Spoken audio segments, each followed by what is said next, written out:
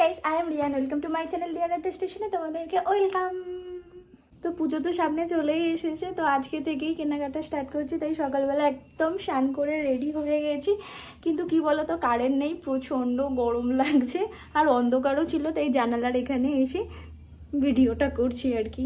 তাড়াহুড়ো করে বাড়ি থেকে বেরিয়ে ফাইনালি আমি হাওড়া স্টেশনে পৌঁছেই গেছি, কিন্তু যার সাথে যাবো সে তো এখনো পর্যন্ত পৌঁছাতে পারেনি, তো তার জন্য অপেক্ষা করা ছাড়া আর আমার কিছু কাজ নেই।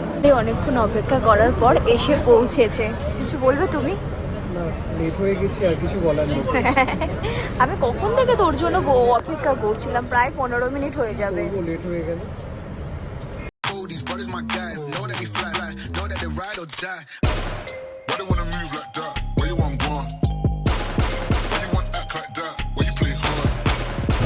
সো দেখতেই পাচ্ছ, তো আমরা ভিমার্ট পৌঁছে গেছি, আর ভিমার্ট পৌঁছানোর মাত্রই মুখে স্মাইল তো অন্যরকম হয়ে গেছে।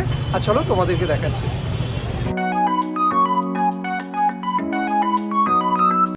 সো ফাইনালি চলে এসেছি ভিমার্টে। প্রথমেই এসে মেন কালেকশানের কাছে গিয়েছিলাম, কারণ ওদের গ্রাউন্ড ফ্লোরে না শুধু মেন কালেকশান ছিল, তাই সেখান থেকে দেবাশিস ফার্স্ট চুজ করবে, দেন আমি।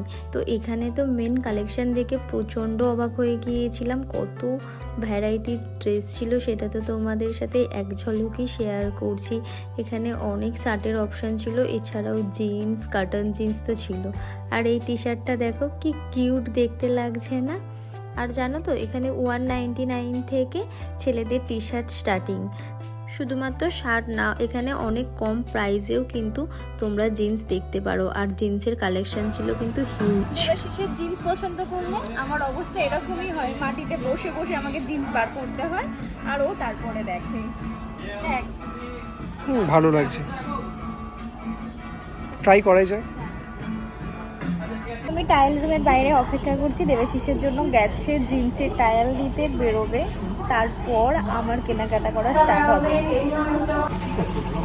না ফাইনালি দেবাশিস আরেকটা জিন্সের টায়াল দিয়েছে, দেখ তোর কোনটা ভালো লাগছে।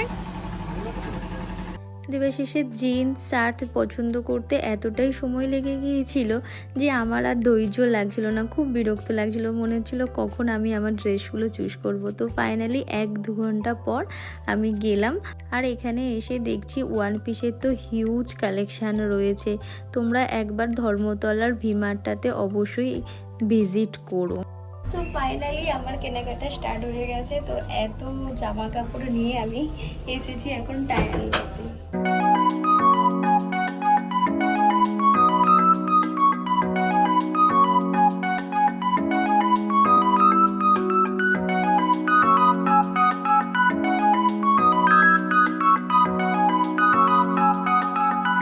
ভিমার্টে কিন্তু শুধুমাত্র ড্রেস না, তার সাথে শুয়েরও কিন্তু বেশ হিউজ কালেকশান রয়েছে।